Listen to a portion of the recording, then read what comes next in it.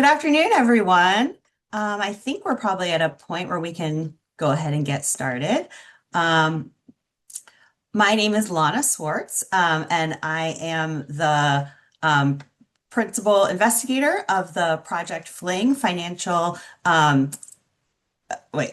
Financial Literacy and Network Generation, at which we're launching our very first report today. I would like to first thank TYDE, Thriving Youth in the Digital Environment, which is the UVA Grand Challenge that has funded this research, as well as the Digital Technology for Democracy Lab, who has also generously supported this work, as well as hosted this webinar. I would also like to start by thanking and welcoming our panelists. And I'll just go ahead and share my screen, who we will hear from very shortly. Joshua Bold, who is a digital asset analyst and investor, as well as a member of our youth advisory board. Dot Kelly, who is the Robert Hardway Jr. Lecturer of Personal Finance here at UVA. Taylor Nelms, who is Vice President of Research and Insights at the Financial Health Network, as well as Max Brichta, who is a postdoc on the FLiNG project, a senior researcher on the report and author of the report that we're going to present today, who will also serve as a co-moderator of our discussion. So just to give you a sense of the agenda for the day, I'm going to give kind of a quick overview of the report, which will be available for you to download and will also be sent to you in if you've registered, and which if you're here, you've registered, but will be sent to you after the webinar for you in both a executive summary and a full-length piece for you to download. So I'm going to give you kind of a quick overview to kind of set the agenda and put some things on the table for our discussion. Then we're going to hear a little bit from each of our panelists who will speak from their own perspective on the issues facing young people with regard to financial well-being in the digital environment. And then we'll kind of go into an open discussion between the panelists, Max and myself, and then we will go into question and answers from the audience. So if you have a question, go ahead and put it into the question box, and we will get to it at the end. So this research, the FLiNG project, Financial Lives in the Network Generation, comes at the intersection of my own long-term research agenda on digital cultures and economies. For better or worse, I have been studying cryptocurrency as a social, political, and technological movement for almost 20 years, since 2011, and I guess closer to 15. And as well as various other aspects of e-commerce, of the digital hustle economy, and various other ways that the financial landscape is changing all around us rapidly. So it comes at the intersection of that work, as well as the work of the UVA Grand Challenge of TYDE, Thriving Youth in a Digital Environment, which really tries to understand how young people can thrive, how to promote young people's well-being in a rapidly changing digital world. And of course, that dovetails quite nicely with the work of Digital Technology for Democracy Lab, which is trying to understand how all of these changes relate to democracy and democratic processes. And I hope that we, in our discussion, will be able to unpack a little bit about the relationship between economic perspectives, literacies, and well-being, and democracy more generally. So according to almost all of the research, general well-being is pretty closely predicated on financial well-being. And financial well-being is quite dependent on financial literacy. However, by nearly all measures, young people have catastrophically low rates of financial literacy, which means if we follow it back up the chain, that there are real challenges for their that proposes real challenges for their well-being more generally. And to add to all of this, in the digital environment today, young people are coming of age in a financial environment that is markedly different than that of previous generations. It's digital, it's extremely fast-paced, it's shaped by social media, platforms, algorithms, AI, and they face economic conditions ranging from high housing costs, debt burdens, the looming specter of AI that make financial stability especially difficult to attain. So we are facing quite a challenge, but there is an opportunity. Across the country, nearly all states with kind of broad bipartisan support are interested in instituting financial literacy curriculum. But there are no national standards. It is unclear what that curriculum will look like. And it is especially unclear how that curriculum will confront the challenges of the digital era. So this report attempts to step in and landscape this environment that digital financial environment that young people find themselves in, and surface relevant concerns that might help us understand how to intervene on financial literacy, financial well-being, and thus well-being more generally. So to give you a sense of that landscape, we looked at the digital hustle. So I'm gonna talk about each of these just a little bit, and we should be able to discuss it more. Is my slides doing something funny here? I'll just go ahead and fix that right now. Great. And we'll be able to talk about each of them in a bit more detail, I hope, in the discussion. So we looked at the digital hustle economy. Increasingly, young people are turning away from kind of a one job based livelihood and are patchworking together a variety of different streams of income, ranging from work in the gig economy to work in various forms of entrepreneurship, side hustles, various forms of investing, and really see this kind of hustle economy as the key way that they're going to be able to get by. This has really, this means that they will have a fairly complex financial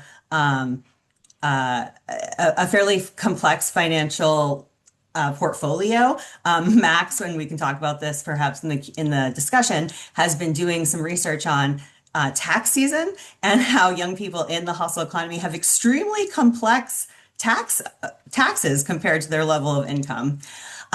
We also looked at Finfluencers. And Finfluencers have become extremely important and extremely influential for young people's understanding of the economy. And Finfluencers are really interesting and important to study in many ways because they are really varied. There are Finfluencers who really speak to people's niche cultural interests, who really are able to meet them where they're at in terms of their actual understanding of their financial lives. They provide accessible information on a variety of personal finance topics, but they are also beholden to the algorithm and the attention economy. So no matter how well-meaning they may be, they still have to ensure that they are riding the algorithmic waves that enables their followers to see their content in the first place. And they, of course, finfluencing is part of that hustle economy. So they have to also figure out ways to monetize their content and ensure that they can continue being Finfluencers. We also looked at online financial communities, particularly on Reddit. In the report, there's a map of all of the different financial communities on Reddit. And much like Finfluencers, there is a wide variety where many different young people can find their niche. So ranging from so-called middle-class finance to poverty finance to a vast array of cryptocurrency and investing subreddits. And it's a place for young people to go and get detailed information about how to proceed through their financial lives, as well as a sense of community from other young people who are in a similar situation as them. We also look at high-risk investing and gambling. I've mentioned crypto a few times. The rates of engagement with crypto among young people are very high. By some estimates, as many as 50% of young people have invested in crypto. But it isn't just crypto. We have the democratization of finance has led to young people being able to invest in options at very young ages and engage in fairly complex, sometimes high risk financial transactions or financial investing procedures. This includes things like meme stocks and meme coins, but also other kinds of just kind of everyday democratize retail investing. And finally, we looked at new forms of credit and lending, including buy now, pay later at point of sale, online payday lenders, and various forms of working capital that are available to young people who are running their own, entrepreneurship based strategies in the digital hustle economy. So across these, we see some pretty important trends emerge. First of all, we argue, and I would love to debate this in the Q&A and discussion if anyone would like to disagree, but we argue that today's financial landscape is categorically different from that of previous eras. It's not just that, risk has always been in place and things are a little bit more risky now, or that we've always gotten advice from peers. And now those peers are on social media. We argue that taken together, this, gamified world where financial information is deeply integrated into the rhythms of everyday life represents something categorically different that we need to understand. And relevant to that is that social media is now the primary source of financial advice, whereas in other eras, young people may have gone to trusted, older people, their parents, or may have sought out experts who've written books or, offer financial literacy education. Now they're primarily going to young people, to social media, both in these online communities and to Finfluencers. We also think that it's very important to understand that financial social media is as much about identity, politics, and community as it is about financial information. When people are embedded in online communities and looking to Finfluencers, they're not just getting kind of advice on how to live their financial lives. They're getting a sense of how the world works and how they should situate themselves in that world. And it's fundamentally offering them an understanding of who they are and how they should proceed. It's also important to note that young people are taking bigger financial risks earlier. So we have, at an era where debt is very high, we have young people sort of moving into a high risk, potentially high reward, so-called YOLO, you only live once economy. And so the stakes of getting their financial decision-making right become very high early on. We also think it's important to understand that the line between entertainment and finance is blurred. So, and in a way that's actually quite powerful. So, finance is no longer just a boring topic that seems like exogenous to young people's everyday lives. It's in the same feeds as their celebrity news. It's in the same feeds as the rest of their financial lives or the rest of their communicative lives. And it's deeply, deeply tied to their to popular culture. And another piece that's quite important to this project is scams. Typically, when we think of scams, we imagine that it's older people are the targets, people who have low levels of literacy, of digital literacy. But in fact, research shows that young people are far more likely to be targeted and fall victim to scams than older generations. In part, this is because they're just online more often, and the more you're sort of online and the more you're conducting more of your business online, the more opportunities you have to be scammed. But it's also because they're looking for employment. And the more sort of precarious you are, the more vulnerable you are in general, the more vulnerable you are to scams. Employment scams being a crucial category. And while we do have these data points that young people are more vulnerable to scams, we have very little qualitative research or in-depth research on what that actually looks like. So understanding the scams facing young people, how they might be vulnerable to them, and how we can help is crucial. So, and just to pivot to a couple of big questions. So the report outlines a series of questions, both for researchers, policymakers, and educators, but just to put a couple on the table. What does financial well-being actually mean for young people today? And how can we build curricula around that? What hopes, dreams, fears, concerns shape their vision of financial well-being? How can policy move beyond fraud prevention to address the normalization of risky and extractive financial participation? So if we're just talking about preventing fraud, we miss that there's a whole category of other activities that may be risky and extractive, but do not specifically constitute fraud. What skills do young people need to evaluate financial advice when that advice is embedded in entertainment, social networks, and parasocial relationships?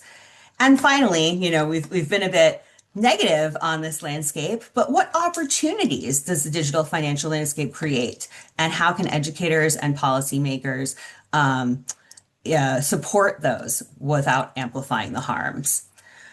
So now I'm going to turn to the panelists, and we will first go to Dot, who's going to speak a bit from her perspective as a longtime financial literacy educator for young people. Then Taylor, who's going to give us a bit of the macro perspective as his position in his position as in research at the Financial Health Network. And then we'll turn to Josh, an actual young person who is deeply engaged in, digital asset analysis and investing to give us some of his own perspectives. And I've asked them to speak to their own perspectives, but just to kind of set the tone as a question, what is most important to understand from your perspective about young people's financial well-being in the digital environment? And we'll go to Dot. Thank you. Thank you, Lana. That was wonderful. And thank you for inviting me to be here. Thank you, Max. It's a great report. I'm very excited to be here and to contribute to this cause. Is it possible for you to put the second to last slide you had up there about financial well-being? I teach a 3-credit elective at UVA I'm part of the business school, but there it is. What does financial well-being actually mean for young people? And I focused in on that question in the report and in the prep because that is what my entire class is about financial well-being. This course has been around for 30 years. I'm at least the third person to teach it. I've been teaching it for 10 or 11 years now. And when I inherited it, the description was helping students learn about blah, blah, blah, blah, blah, and other wealth enhancement techniques. And I was like, that's not what, my concern was for first-gen students. I wanted first-gen students in the class, and I was concerned that if they read a course description that said wealth enhancement techniques, that they would say, I have student loans, I have no wealth, like this, I need help with these other things, not, I need to walk and crawl and walk before I can run. So I went looking for information about financial well-being. Also, we've talked about financial literacy. I started thinking about it. People talk about, oh, it should be required. And I'm like, I'm sure Josh can point to this, is no young person wants to consider themselves illiterate, right, Josh? Like there's no way you want to be considered illiterate. But at UVA, it's, being healthy is something very desirable. So if I wanted to change the conversation from literacy to well-being because I wanted more people to be open to this conversation. The Consumer Financial Protection Bureau actually has a definition for financial well-being that I use in my course. And for anyone who's not familiar with it, it's got 4 components. The first one is, do you have control over your day-to-day and month-to-month finances?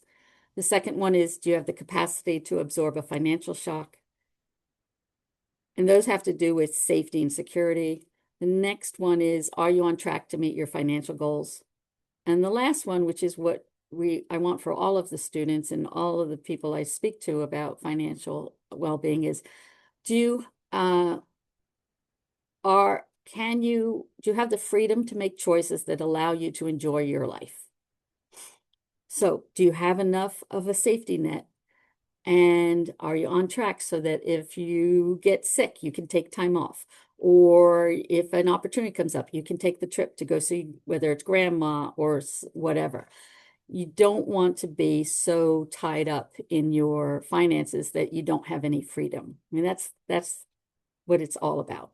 So I would like more and more people to recognize that and focus on that. I'll be very interested to hear what Josh says, because when you look online, nobody talks about financial well-being that way. They talk about, look at my fancy house or my fancy trip, etc. So I think focusing on financial well-being is wonderful. It also, as you pointed out at the beginning, and I point out in my class, is like stress or strength in one area of your life is going to lead to stress or strength in other areas. It's going to bleed out there. So, and financial stress is one of the biggest stressors for many, many people.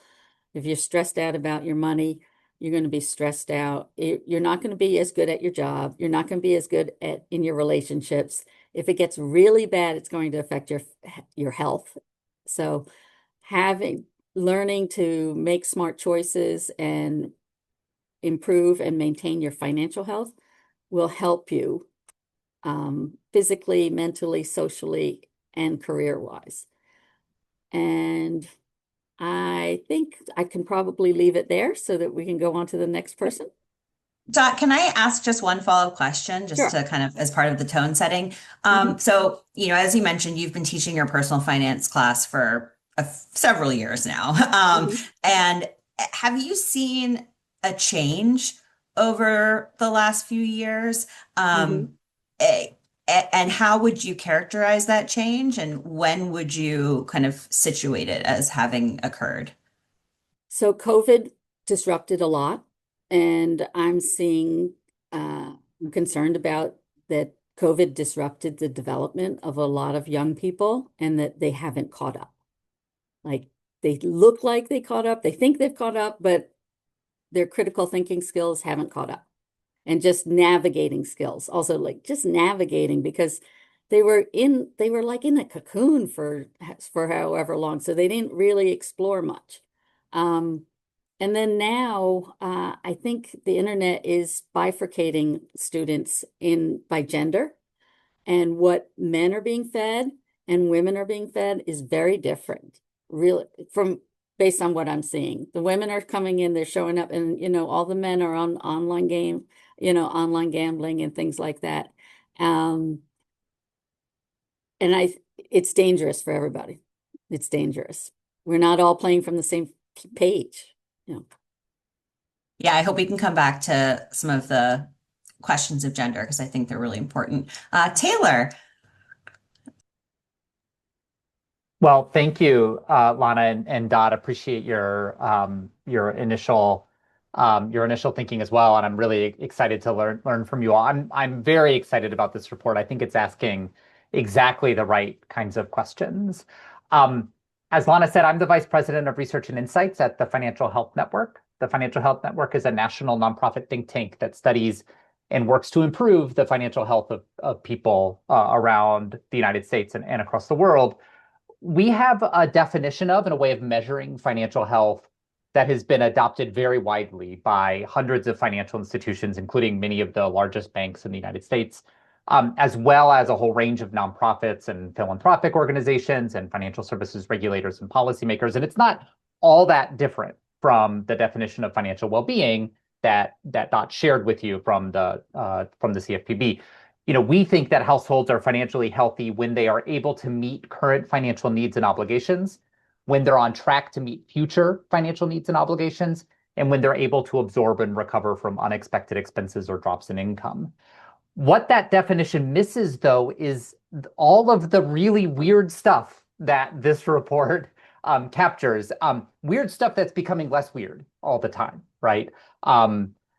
In addition to my role at FHN, I'm an anthropologist by training, which means that I tend to think like Lana and Max and many others about money and finance as social and cultural phenomena first and as technical and economic problems later. And that perspective, I think, is one reason why I think this report resonated so deeply with me and so deeply with the work that we do at Financial Health Network. So I'll try to keep these opening comments short, but I did want to briefly try to tell kind of two stories to capture a little bit of that macro perspective that Lana mentioned. And I think that the FLiNG research sits right at the intersection of those two stories. So the first story is about what's happening right now on the supply side of financial services. This is going to be no surprise to anyone who has a phone, but over the past decade or more, the financial products and services that are available to consumers have diversified and fragmented in ways that would have been really difficult to imagine, I think, even 20 years ago. Just go on your phone and count the number of different apps that you have that allow you to touch your money in one way or another. P2P payment platforms, buy now, pay later at the point of sale, earned wage access, cash advance apps, fractional share investing, crypto wallets, prediction markets, gamified trading platforms, et cetera, et cetera, et cetera. Our research at the Financial Health Network shows that over 3/4 of US households now use non-bank financial services to meet at least some of their really core financial needs. And that includes things like, savings, not just things like spending or some of those long tail financial behaviors. The very notion of what counts as mainstream financial services has shifted and continues to shift. People today are piecing together, I think, really remarkably complex portfolios of tools, platforms, support systems to make and manage money. And many of these tools do introduce new risks alongside new capabilities, right?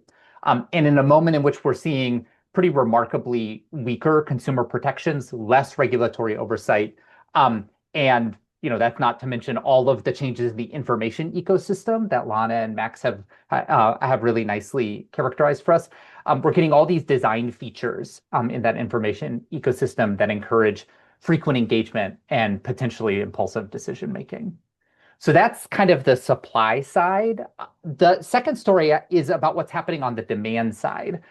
And here, the financial health needs, aspirations, and constraints that shape how people, especially young people, engage with that supply side landscape, those are all changing too. And I think the big takeaway here is that, at least from my perspective, is that some of the traditional pathways to wealth building and well-being in the United States in particular, really the big three are home ownership, higher education, and stable career progression. Those have narrowed dramatically or been entirely foreclosed. The milestones that previous generations, and I'm kind of an elder millennial, so I would include myself in those generations that used to anchor what counted as a good middle class life, now either require levels of debt that may not pay off as reliably as they once did, or are simply inaccessible. I think is really pretty remarkable. Those conditions all show up in our data at the Financial Health Network. So we measure financial health nationally, we kind of take the temperature of household financial health across the United States every year. We've done that since 2018. And in the 8 years that we have data, going on 9 years that we have data, the share of US households that we classify as financially healthy has barely moved. Right? So 31%, less than a third of US financial health households we classify as financially healthy in 2025. That's essentially where it was before the pandemic. Among 18 to 25-year-olds in 2025, only 22% we classify as financially healthy, compared to 50% of those 65 and older. Only 39% of young adults say that they're on track to meet their long-term financial goals. These conditions are also showing up in the ways that young people think about their financial futures. So again, we measure financial health, but I think it's really important to think about that social and cultural and emotional context as well. And here, I've been reading some data that was recently published by Ipsos about the American dream. Only 80% of Americans report that the dream, 80%, so that's quite a few. 80% of Americans report that the dream is harder to achieve than it used to be. And 61% of younger Americans say it's entirely unattainable. Those are some just kind of remarkable statistics, but I think what's really important is how the content of what people say the American dream is itself is shifting.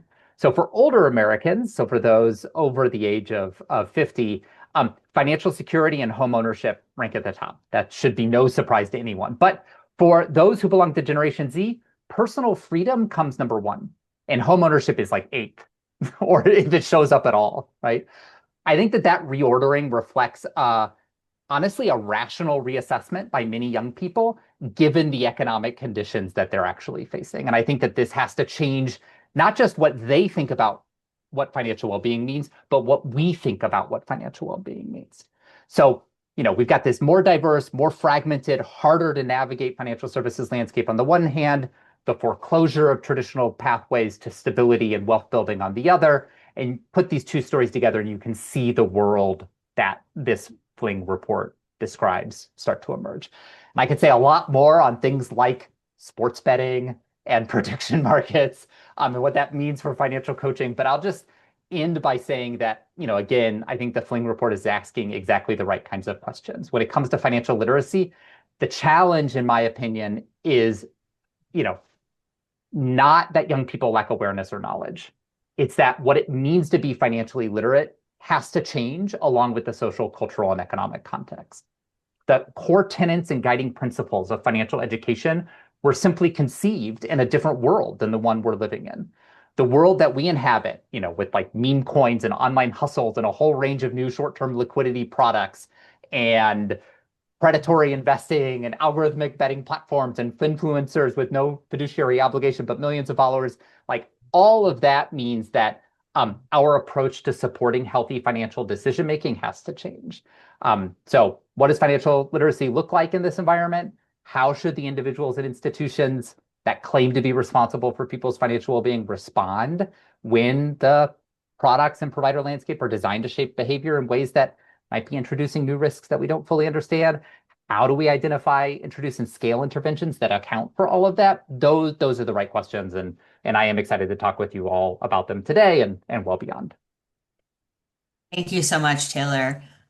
Josh, from your perspective, what does this all look like? Yeah, of course. I think Taylor and Dot really described it very well, and I feel like they have a very accurate understanding of what the issues are, especially for my generation and for future generations. And they really, I think Taylor mentioned, it was home ownership, career progression, and what was it, income Higher stability? education. Yeah, and Education. higher education.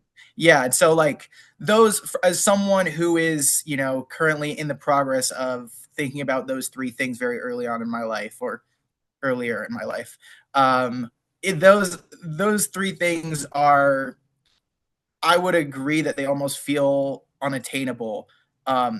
Even as someone who was, who grew up with a lot of privileges and has a lot of head starts in life, there's less entry-level jobs. It's harder to start a career. There's more competition from outside the U.S. for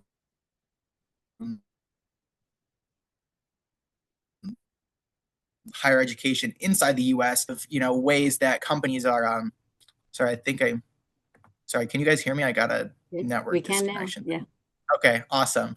I was just saying, it's almost starting to feel more and more like your degree doesn't matter because you need to have 5 years of experience anyway. So, having that degree alone isn't enough. And so you're going to have to spend $200,000 or more on a degree that is going to not even get you a job, but get you on the path to getting a job. So I just wanted to sort of highlight that I think a lot of the phenomenons that you're seeing are a direct result of those lack of opportunity, where people like me, especially younger men, start to feel like, well, okay, if I am making, however many, $2,000 a month, $3,000 a month, and then I have an extra $500, $300 a month, it's not going to matter if I save that or not, because I'm never going to be able to buy a house. I'm barely able to do the things I want to do to begin with. And then, so you're more likely to see these things that happen online, to see meme coins and all these stories of people getting rich and then sort of being able to access like personal freedom, like Taylor was mentioning.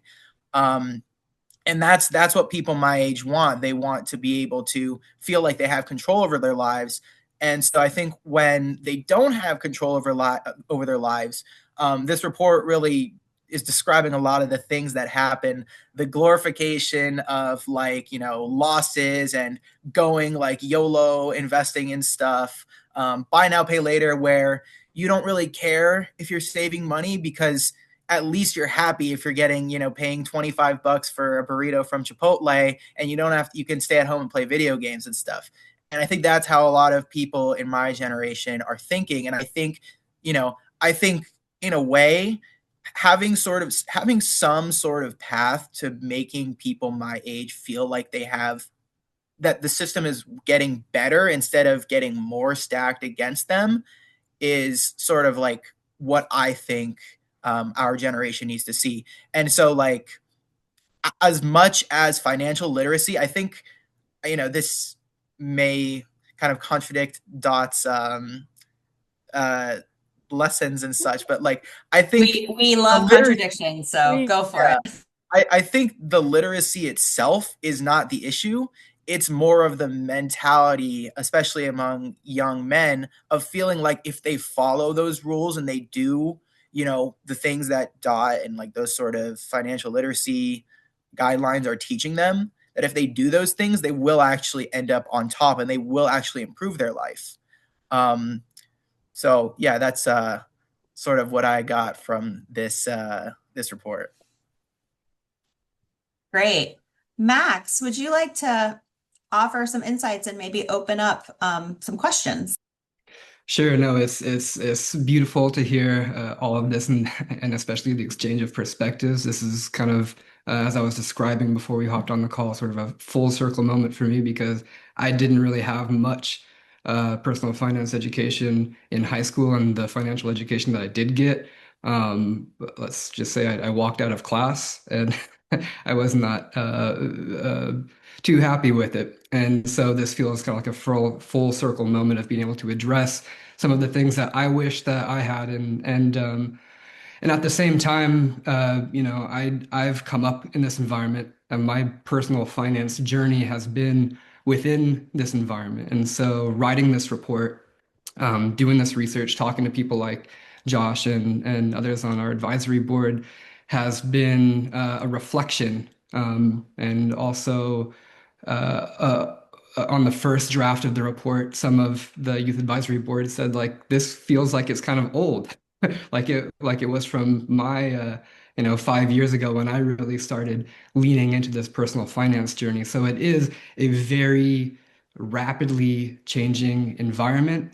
It's an environment that I think it serves all of us well to open up hard questions about money, to be vulnerable about money, talk about the social and emotional aspects of it.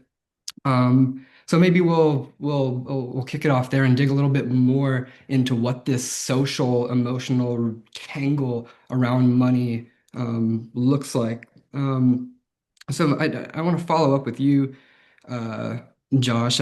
Josh reached out to me because we had a similar interest around cryptocurrencies and have spent some time being immersed in that space.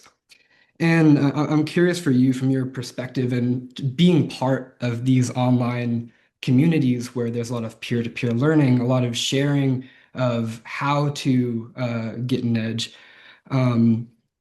There is this sort of blurring, as Lana mentioned before, of investment and gambling.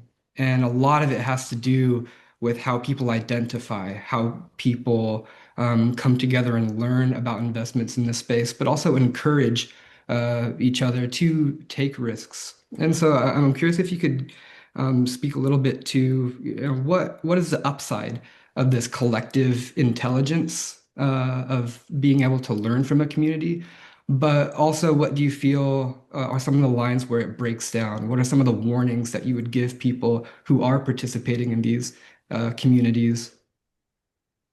Yeah.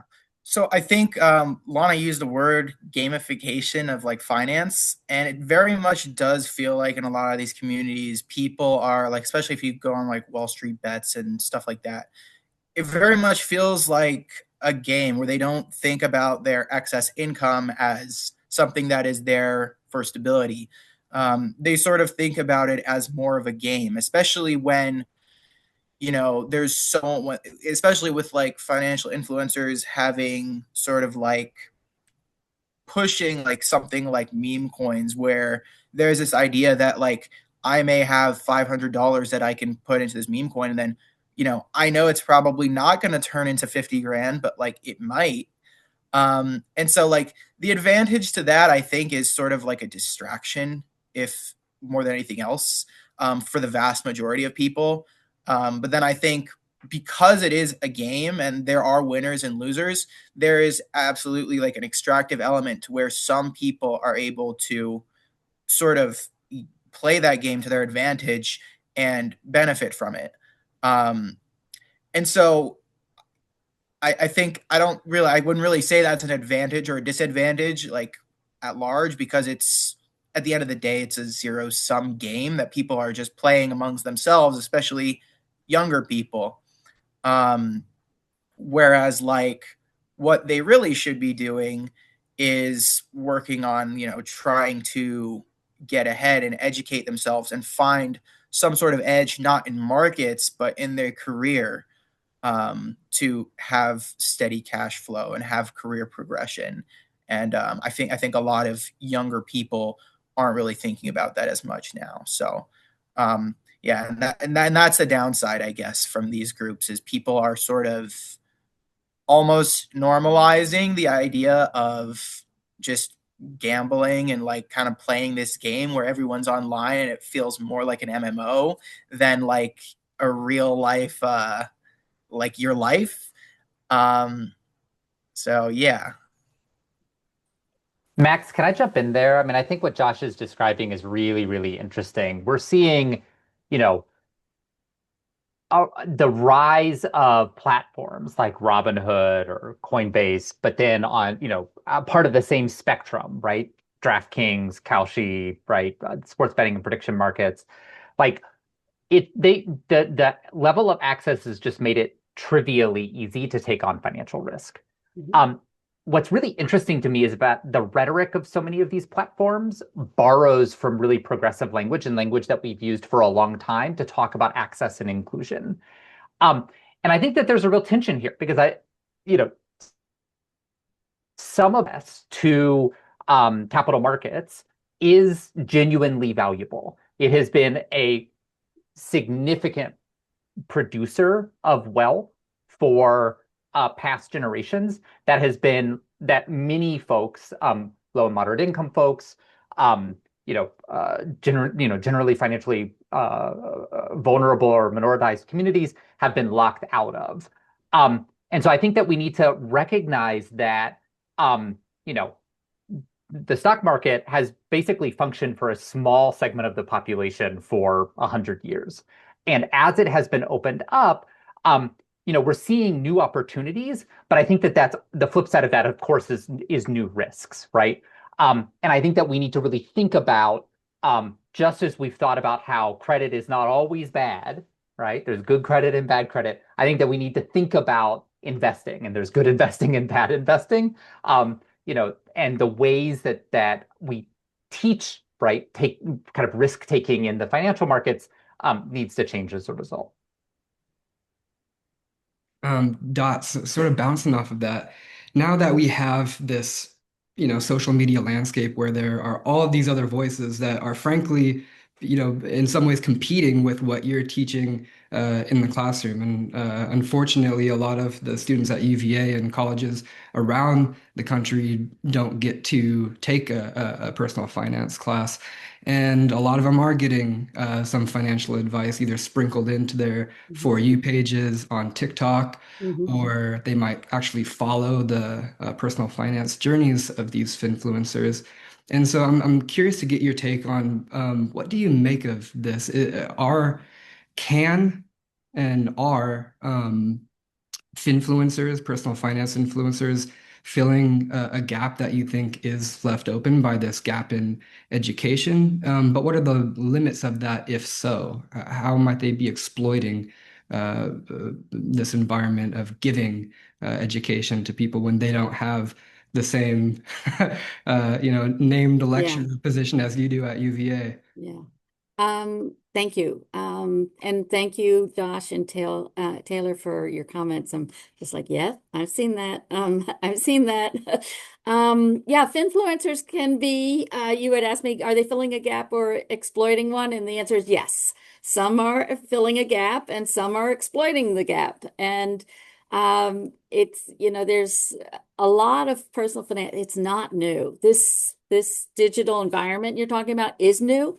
But personal finance, the concepts are as old as can be, right? And young people are attracted to new and exciting, but it takes a while to learn. It's like, no, it's just the basics. And what Josh was saying about, I think he said something about execution, and that's what's being a young adult and youth is learning, is how to navigate. It's like, oh yeah, I was taught this, but actually controlling the urges and like just showing up and doing the boring stuff day in, day out, and not getting the dopamine hit.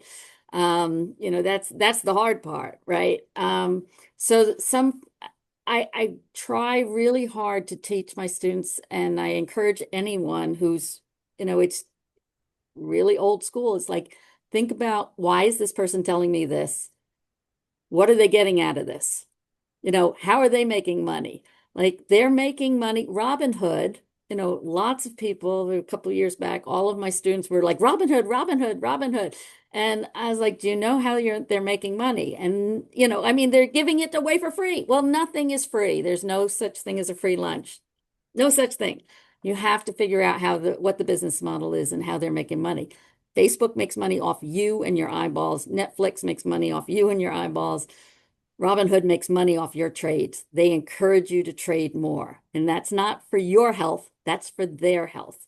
So you really have to find out what this influencer is pushing, how they're compensated, and whether it works for you or not. Because some of them are very exploitive. Some of them are just, well, they're young. I saw one guy once, he was very young, very enthusiastic. He knew nothing. But he had a subscribed pages, and I was like, oh my gosh, this young man knows nothing, and he's got people following him. If you're young, I said to one student, if you're going to climb a mountain, don't you want someone who's already done it to be your guide? Like, so I think you should try, I know it's fun to have a young person, listen to them, but go also talk to the old person who's already climbed the mountain. I We appreciate are moving very quickly through our time, and I wanted to just draw attention to a couple of great questions that we have already percolating in the Q&A. And so if you do have a question for the Q&A, please go ahead and type it in now, and we'll see if we can attend to it. And the first one comes from Casper, and I'd like to pose it to the panel.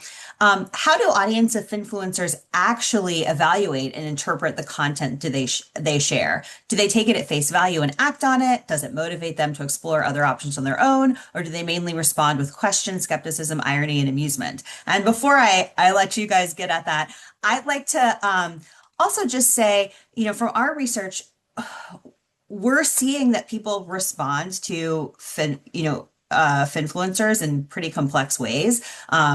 They sometimes take it at face value, but sometimes, much in the same way we see young people's sort of political formations today, it's this mix of irony and seriousness, where they know that investing in a meme coin, or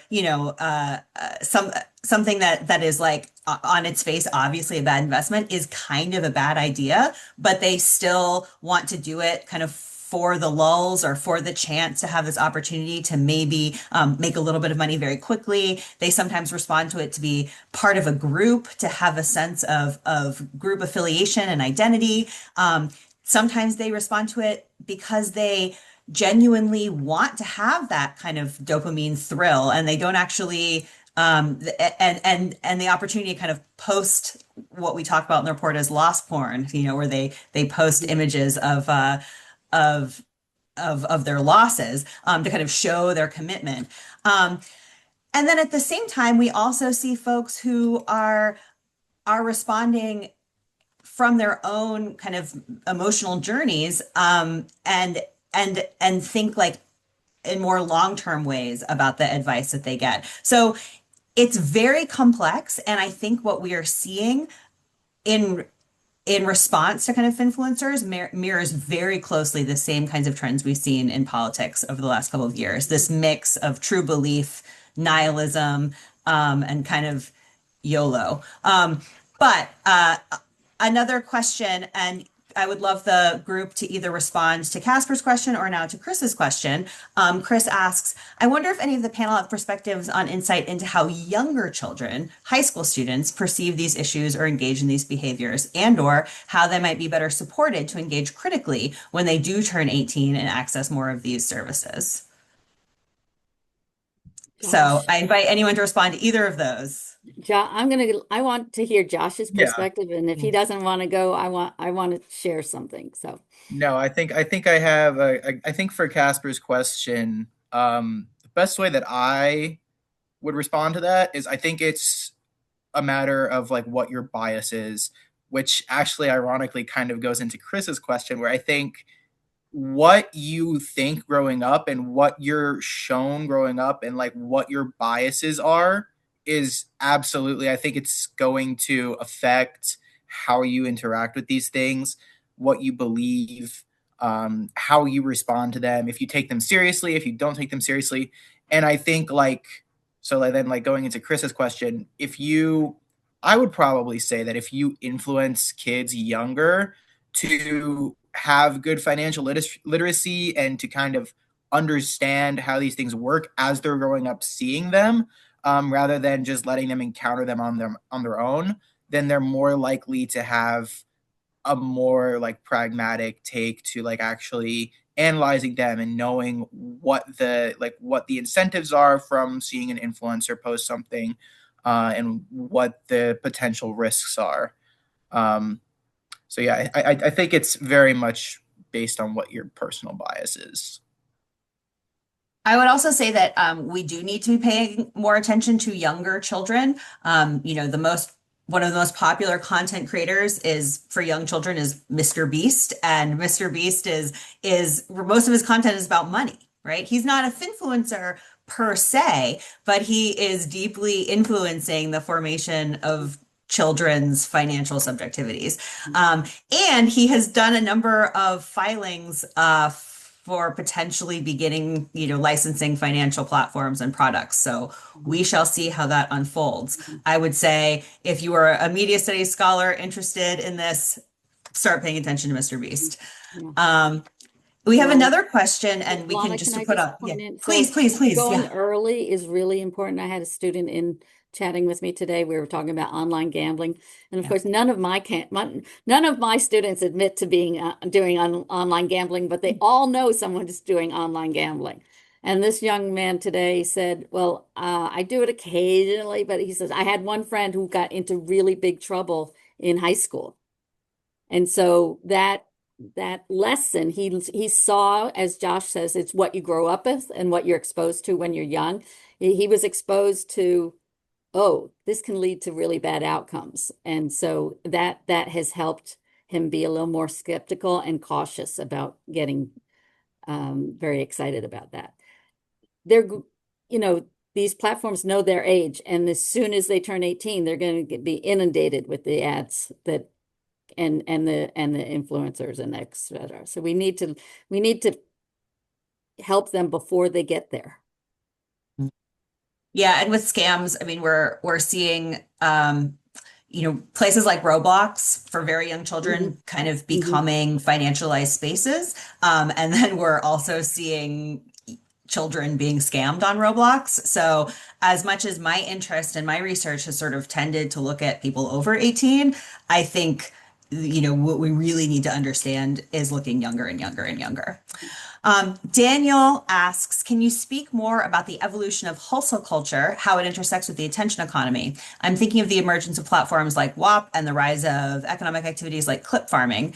And Harry asks, have you seen traditional financial institutions, banks, et cetera, and tax preparers, auditors, financial planners adopt similar influencer strategies to reach young people? And finally, we have a question from an anonymous attendee. What specific financial literacy skills do y'all think high school students need to learn today? So we have about 4 minutes left. So I would love to give each of you just a couple of minutes to kind of respond to either of those or say your final piece. Let's go to Taylor.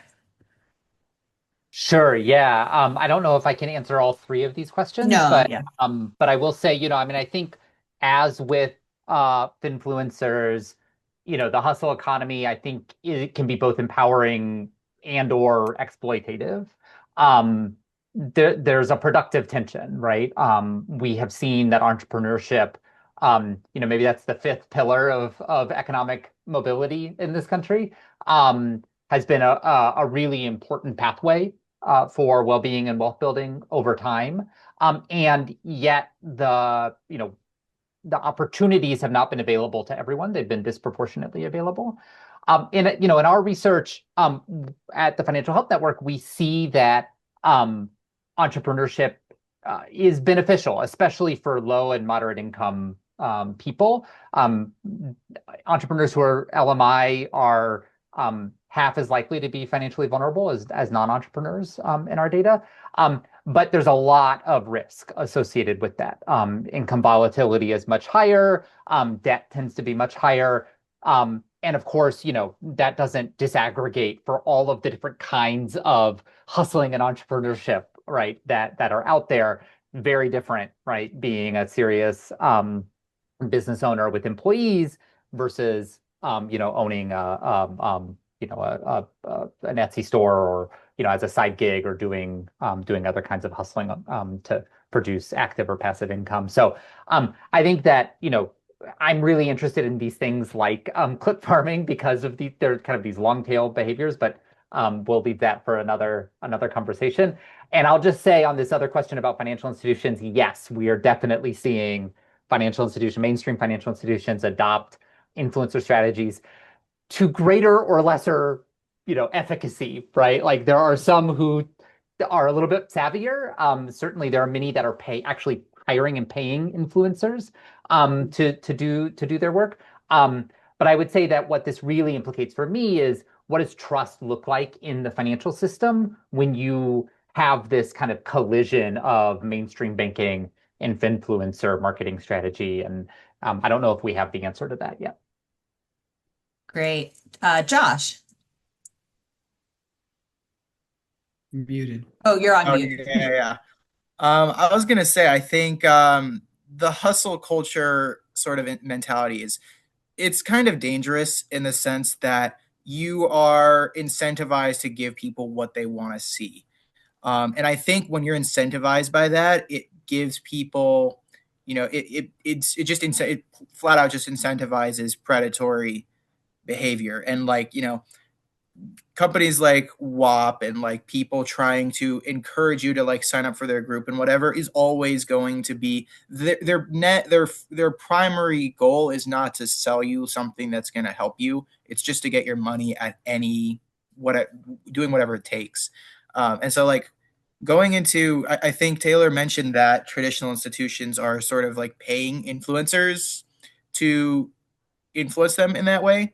And while I think even when you look at institutional financial apps like buy now, pay later and whatever, it's there. I think there's sort of this idea of exploitation at all, whether it's someone that's an influencer or just a clip farmer or whatever, all the way up to higher institutions and people trying to universities trying to get people to pay as much as they can for their student loans because they're subsidized by the government anyway and doesn't really, they can kind of charge whatever they want. And so but I do think at the end of the day, having some sort of I think it would be very interesting to see people to see financial institutions paying influencers to sort of reverse that course and sort of give them more financial literacy so that they don't have to go towards the path of like exploiting people to their own personal benefit because it's subsidized by an institution or something like that. But yeah, I think that's all I've got. Thank you, Dot. Okay, I'm going to go for the last one, which said which specific skills people should be working on for or helping our youth. Skills are something that increase with time and with practice. The more you do it, right? So the critical thinking skill, and specifically relating to opportunity costs, risk reward, and net versus gross. All right. Smart decisions are made based on opportunity costs, especially financial decisions. So understanding opportunity costs and always comparing them and encouraging your child or your student to always like, what's the opportunity cost here? Risk reward, that's all over this conversation. What's the risk and what are the rewards? And some people understand risk. A lot of people can name the first couple of risks, but they don't think farther down the line. And then net versus gross earlier, I think we were talking about Max and the digital nomads and the hustle culture and the tax issues related to that.